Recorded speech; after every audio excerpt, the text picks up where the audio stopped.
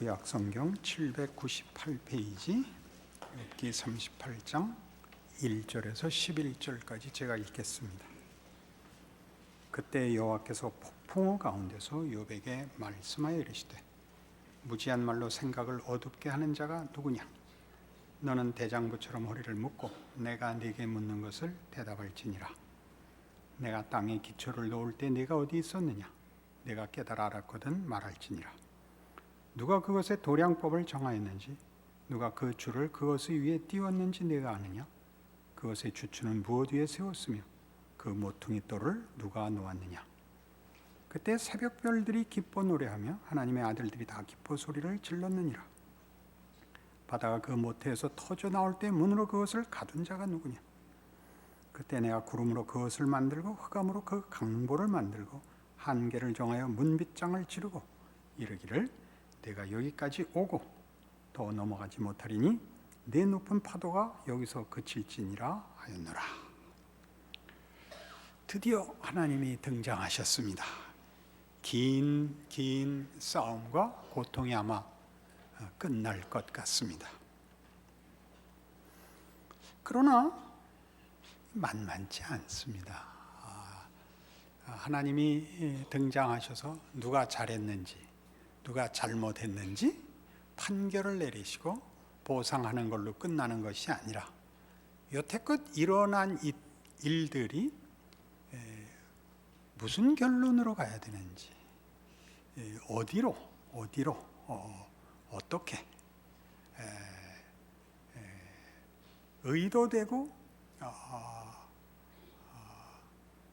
인도되고 결과되는지를 보여주는 장면이기 때문에 그렇습니다. 무지한 말로 생각을 어둡게 하는 자가 누구냐라는 2절은 누구한테 한 걸 것 같습니까? 우리 그냥 읽으면 욥에게 한 것 같죠. 엘리후에게 한 건 아닐까요? 우린 두었다 생각을 합시다. 다음 주까지 무슨 생각해오기 이런 거겠죠. 왜냐하면 엘리후의 말을 이어서 전에도 얘기했습니다만 하나님의 등장은 엘리후의 강화, 엘리후의 그 주장, 권면에 그걸 근거로 해서 혹은 거기에 이어서 등장을 해서 엘리후가 다루고 있는 주제의 끝자락을 잡고 하나님의 결론으로 이어오기 때문에 엘리후를 보강하는 것인지 엘리후와 하나님이 대비되는 것인지 우리가 사실은 그 이해가 만만치 않습니다. 우리는 일단 오늘 본문에서 보는 바와 같이 너는 대장부처럼 허리를 묶고 내가 네게 묻는 것을 대답할지니라에 집중할 것입니다. 근데 너는 대장부처럼 내 말에 대답을 해라가 38장 내내 무슨 얘기냐면 너는 누구냐 이겁니다. 너는 누구냐? 너 내가 이런 거 할 때 너 그걸 보았느냐? 너 그거 아느냐? 너는 아느냐? 너는 아느냐라는 말은 하나님이 혼자 하셨다는 말씀이기도 하고 내가 당연히 알아야 하지 않느냐라는 말이기도 합니다. 수사적 반어법이라 이런 전문 용어를 쓰는데 그가 모르는 것을 꾸짖거나 너는 여기까지는 올 수 없다고 한계를 지적하는 말일 수도 있고 당연히 알아야 하는데 너 뭐하고 있느냐이기도 합니다. 그것은 오늘 그 3절에 나오는 너는 대장부처럼 허리를 묶고 내가 네게 묻는 것을 대답할지니라 라는 것은 마찬가지로 너 그렇게 도망가지 마라 인지 너 감히 대들지 마라 인지 알 수가 없습니다. 둘이 엄연히 다르죠. 너 감히 대들지 마라 이렇게 우리 보통 읽습니다. 엘리후도 그랬고 세 친구도 그런 건 다 뭐냐면 하나님은 높고 하나님은 공의롭다. 네가 틀렸지 하나님이 틀렸을 리는 없다. 그리고 다 알려고 하지 마라. 이게 공통된 내용이고, 욥은 계속 난 물어봐야겠다. 너희들이 얘기하는 것으로는 답이 되지 않는다. 이 얘기였지 않습니까? 그럼 하나님이 욥에게 너 감히 대드냐?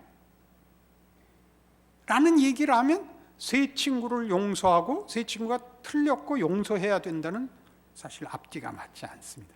욥이 옳았다는 것이라면, 그러면 너는 감히 대들고 알려고 하지 마라가 아니라 너는 당연히 알아야 되고 더 용감해야 되고 더 발을 내디뎌야 된다. 그런 얘기가 되는 것이죠. 그래서 이 문제를 예를 들면 출애굽기 3장에 가셔서 모세의 경우를 봅시다. 이게 무슨 얘기인지.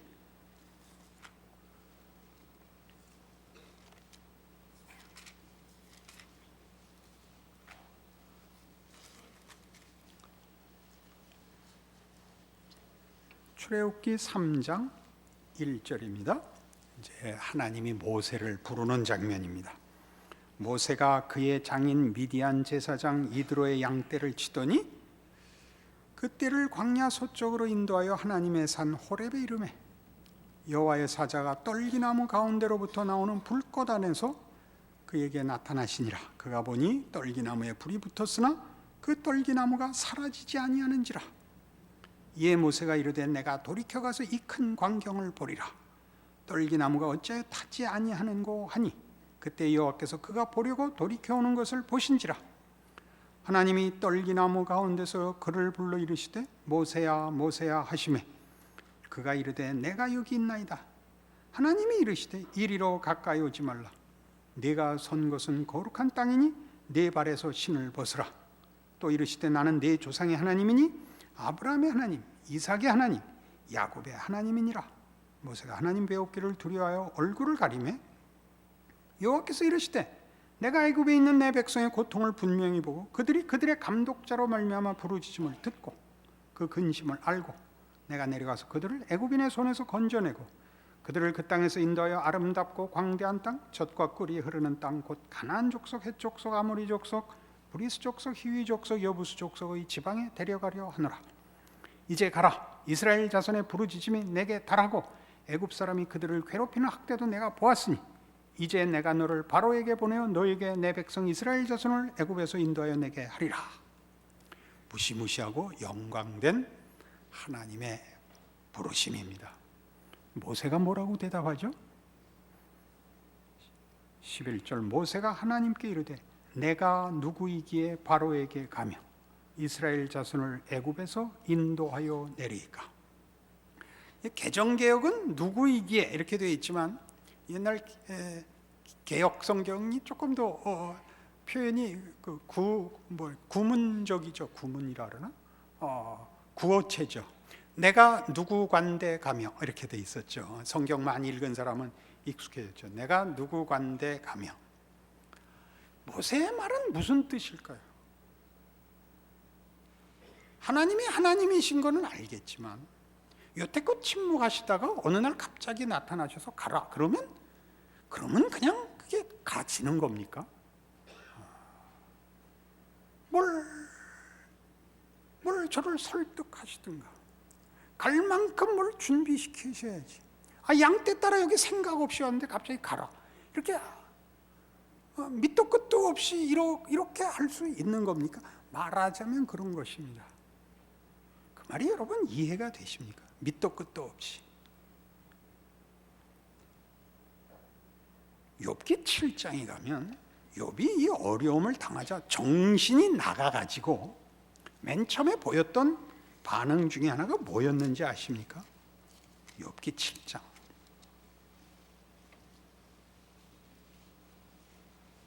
17절. 그가 자기가 당하는 고통 속에서 하나님을 외면할 수도 없고 자신의 고통이 해결되지는 않고 이렇게 부르짖었습니다. 사람이 무엇이기에 주께서 그를 크게 만드사 그에게 마음을 두시고 아침마다 권징하시며 순간마다 단련하시나이까?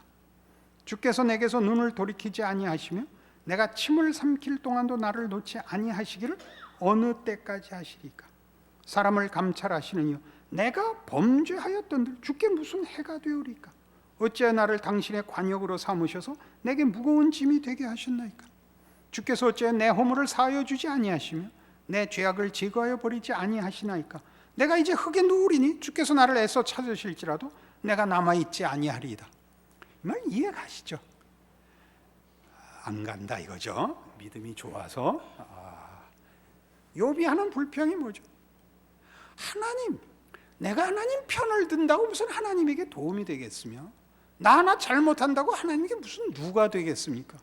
뭐 굳이 이런 일을 벌이십니까? 내가 뭐길래? 우리가 제일 먼저 하는 반응입니다. 하나님 다른 거 원치 않습니다.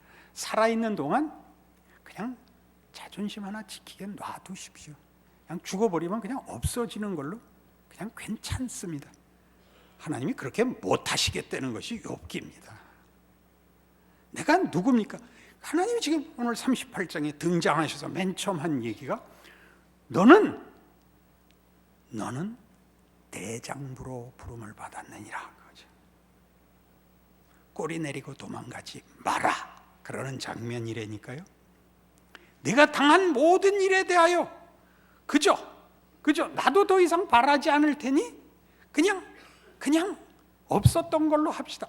이렇게 안 가시겠대요. 왜? 하나님이 이제 묻는 겁니다. 너는 마땅히 알아야 되는 존재다. 내가 땅에 기초를 놓은 걸 넌 알아야 되는 존재다. 내가 이런저런 일을 한 하나님인 줄 너는 알아야 된다.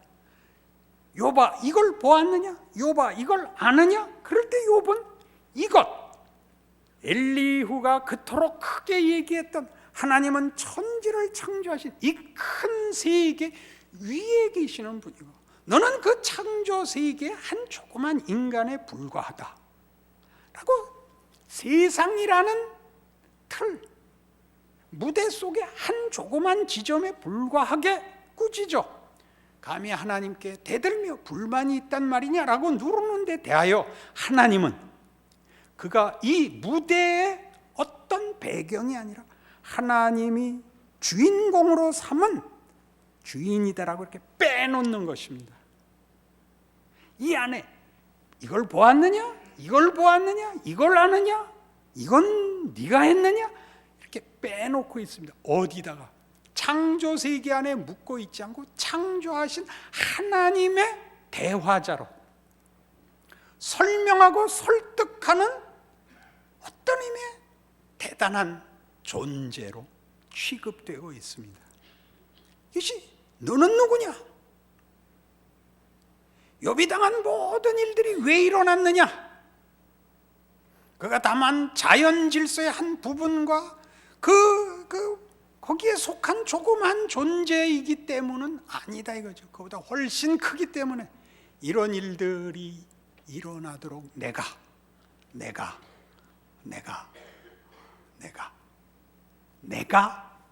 땅에 주초를 놓듯이 내가 너를 이 자리에까지 오도록 허락하고 인도한 주인이다. 그렇게 얘기하는 거죠. 그러니까 너무 모세 하나 갖고 너무 그러시는 거 아닌가? 그러면 사무엘 하로 가보십시다.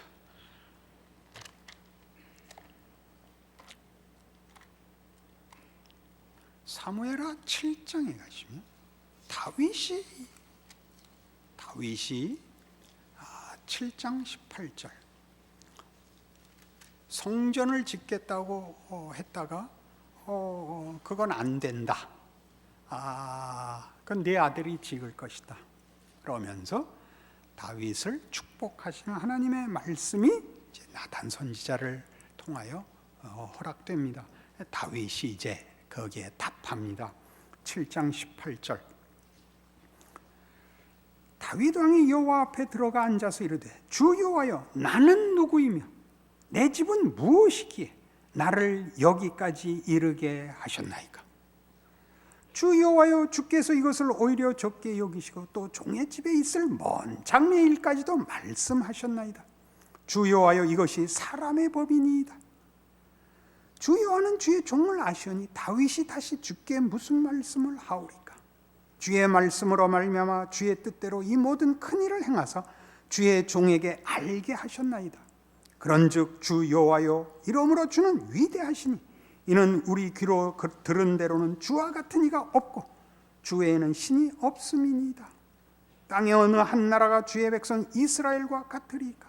하나님이 가서 구속하사 자기 백성으로 삼아 주의 명성을 내시며 그들을 위하여 큰 일을, 주의 땅을 위하여 두려운 일을 애굽과 많은 나라들과 그의 신들에게서 구속하신 백성 앞에서 행하셨사오며 주께서 주의 백성 이스라엘을 세우사 영원히 주의 백성으로 삼으셨사오니 여호와여, 주께서 그들의 하나님이 되셨나이다. 여호와 하나님이여, 이제 주의 종과 종의 집에 대하여 말씀하신 것을 영원히 세우셨사오며 말씀대로 행하사 사람이 영원히 주의 이름을 크게 높여 이르기를 만군의 여호와는 이스라엘의 하나님이라 하게 하옵시며 주의 종 다윗의 집이 주 앞에 견고하게 하옵소서. 무시무시하지요.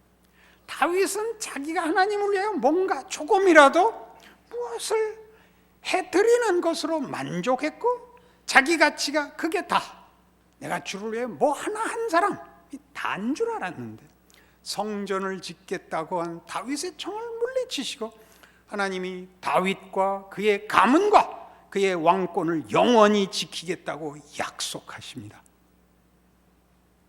여호와여, 내가 도대체 뭡니까? 내가 도대체 뭡니까? 어떻게 이런 큰 약속을 하십니까? 내가 도대체 남들과 뭐가 달라서 나에게 이런 일을 하십니까? 그리고 돌아봅니다. 생각해보니 하나님은 처음부터 그러셨습니다. 우리 이스라엘을 구원하실 때 하나님의 은혜와 하나님의 성실하심과 하나님의 능력으로 하셨습니다. 애굽을 깨고 우리를 꺼내셨고 약속의 땅에 불러들여 축복하사 오늘에 이르게 하신 이는 하나님이십니다. 우리가 한 일에 보상하신 것 아닙니다. 이게 다윗의 고백이죠. 그러니 우리는 밤낮 이 문제에 틀렸던 겁니다. 이제 보니까 야복나루 사건은 굉장히 무시무시한 거였습니다. 늘 다시는 내 이름을 야곱이라 하지 말고 이스라엘이라 하라. 이는 내가 사람으로 하나님과 더불어 겨루어 이기었음이니라. 이게 사실 안 풀렸었어요. 이렇게 저렇게 답을 했는데 잘 안 됐어요. 여기 와서야 풀렸어요. 욥기에 와서야. 하나님이 야곱을 찾아오시고 그와 씨름하시고 밤이 새도록 야곱이 항복하지 않습니다. 환도뼈를 치고 가겠다고 하고 야곱이 축복해 주지 않으면 보내실 수 없다고 합니다. 그래서 하나님이 뭘 묻죠? 네 이름이 무엇이냐? 야곱입니다. 아니다. 너는 다시는 야곱이 아니다. 너는 이스라엘이다. 너는 내게 빌고 내게 빼앗아가고 내게 구걸해야 되는 자가 아니다. 너는 사람으로 하나님과 씨름한 자다. 그 대접을 받은 자다. 너는 이스라엘이다. 그러는 거죠. 이해하시겠어요? 하나님과 씨름할 수 있는 자. 너는 대장부처럼 허리를 묶고 내게 대답하라. 너는 야곱이 아니다. 네 힘과 네 재주를 갖고 너 하나가 끝나는 존재 아니다. 너는 그것보다 크다. 너는 대장군이라. 너 아버지가 한 일 알아야 된다. 아버지가 누군지 알아야 된다. 너는 내 아들이다. 와서 빌지 마라. 가슴을 펴라. 머리를 들어라. 그렇게 얘기하는 장면입니다. 에이, 그런 거 다 말고 그냥 형통하게만 해주세요. 그러는 거예요. 표정들이 다 나쁘신데 감동은 개뿔도 없고. 결국은 신앙이란 이런 싸움입니다. 인간이 뭐냐, 인생이 뭐냐에 대한 이해입니다. 살아있는 한평생 의미 있게 살다 죽으면 그만인 것이냐, 쓸만하기 위해서 예수를 믿는 것이냐, 이겁니다. 우리의 운명과 영원이 있느냐, 인간의 가치가 한 세상이 다냐, 영원한 것이냐, 현생에 다 시작과 결말이 있는 것이며 확인이 있는 것이냐, 아니면 더 큰 약속 속에서 이것이 준비되고 만들어가는 과정이냐 라는 이해가 없으면, 그리고 그 이해에 따라 신앙은 바뀌는 것입니다. 현세에서 여러분의 소원을 다 이루시려면 여러분은 예수의 죽음을 이해할 수 없습니다.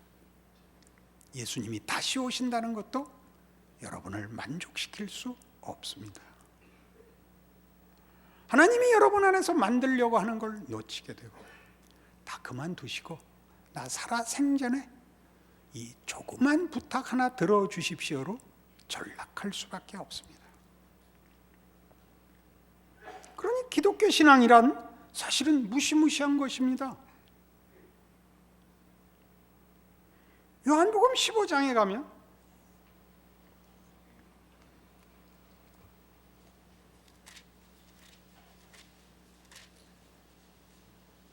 이스라엘이라는 이름이 하나님이 우리를 얼마나 존귀하게 대접하는가 하는 데 대한 예수님의 직접적인 발언이 있습니다.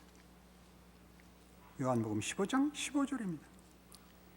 이제부터는 너희를 종이라 하지 아니하리니 종은 주인이 하는 것을 알지 못함이라. 너희를 친구라 하였노니 내가 내 아버지께 들은 것을 다 너희에게 알게 하였음이라. 어떡할래요? 예수님의 발언이에요. 종은 주인이 하는 것을 알지 못합니다. 엘리후는 바로 그 문제에서 틀렸죠. 하나님은 이렇게 높고 그가 만드신 세상이 이렇게 크고 너는 거기 일개 조그만 인간에 불과한데 뭐라고? 하나님 만나보자고? 이해할 수 없다고?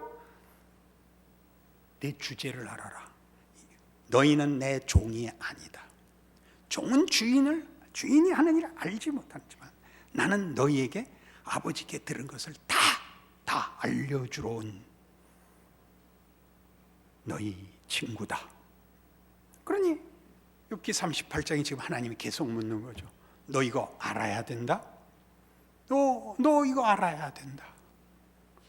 아버지가 아들한테 하는 것이요, 아버지가 종한테 하는 것과 아들에게 하는 것과는 다르죠.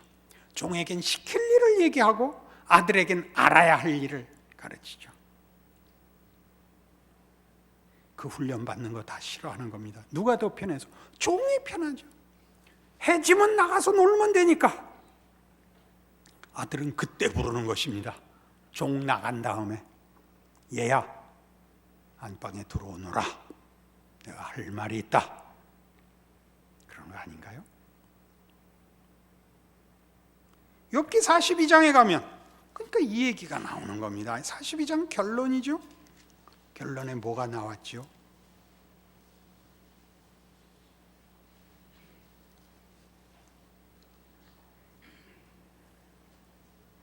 욥기 42장 1절 욥이 여호와께 대답하여 이르되 주께서는 못하실 일이 없사오며 무슨 계획이든지 못 이루실 것이 없는 줄 아오니 무지한 말로 이치를 가리는 자가 누구니까 나는 깨닫지도 못한 일을 말하였고 스스로 알 수도 없고 헤아리기도 어려운 일을 말하였나이다.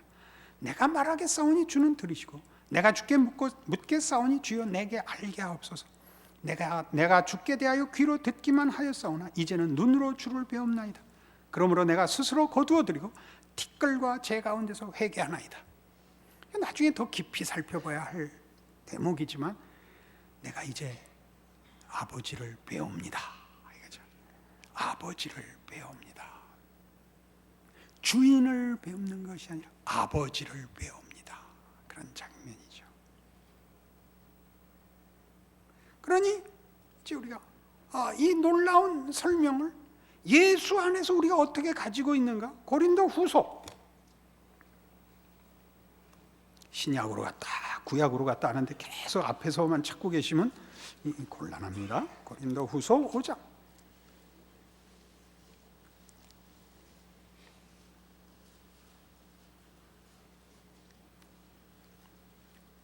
17절, 이 무시무시한 말이 무슨 뜻인지 알아야 돼요. 그런즉 누구든지 그리스도 안에 있으면 새로운 피조물이라.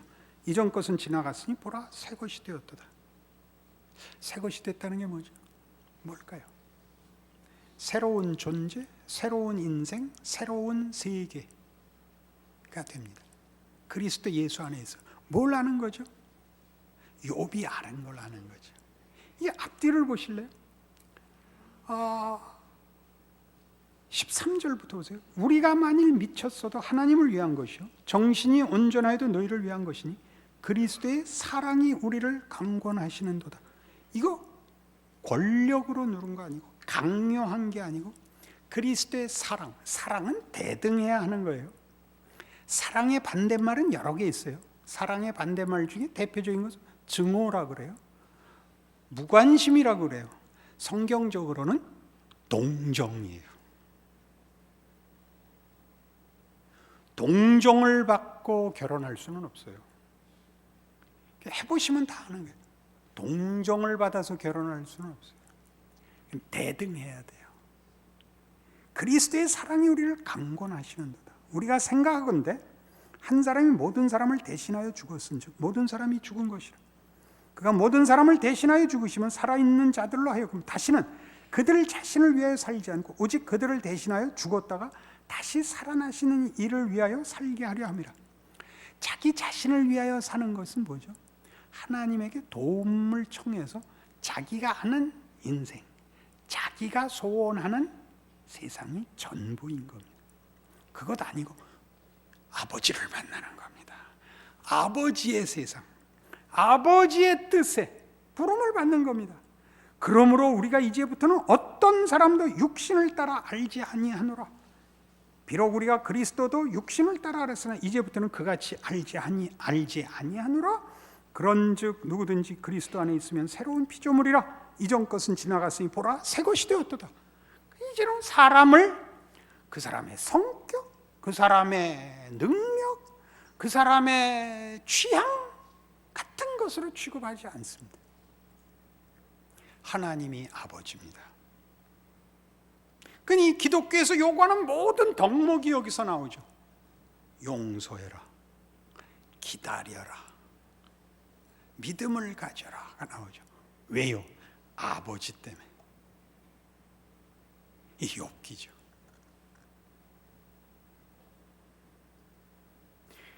예수를 믿으면 새로운 세상이 되는 겁니다.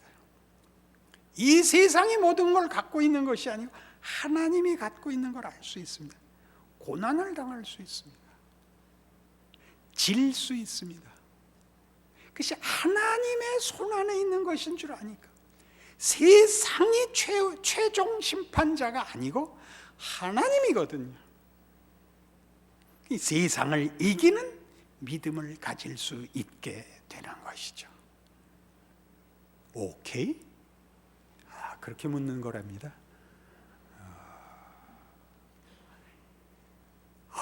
이건 놀라운 것입니다.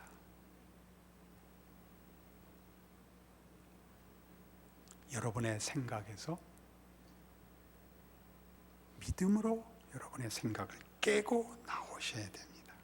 여러분의 존재와 삶과 형편을 우리가 아는 이 하나님, 그 아들을 주신 하나님, 그 아들을 우리 손에 주셔서 십자가에 못 박도록까지 주신 하나님을 믿어야 되는 것입니다.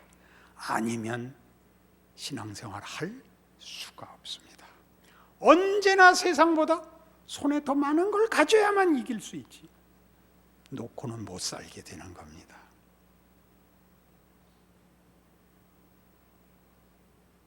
아멘. 기도하십시다. 하나님 아버지,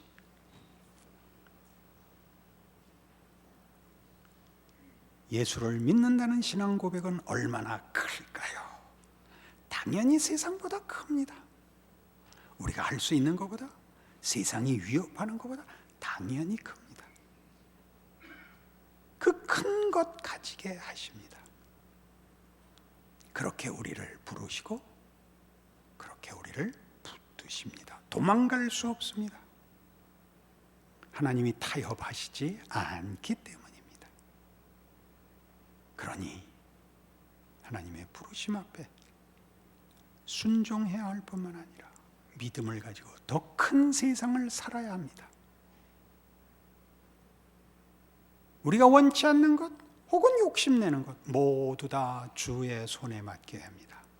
그리하여 이 위대하고 이 놀랍고 이 경이롭고 감사한 인생을 살아내야 합니다. 그 삶을 살아내는 우리 모두 되게 하여 주시옵소서. 예수님 이름으로 기도합니다. 아멘.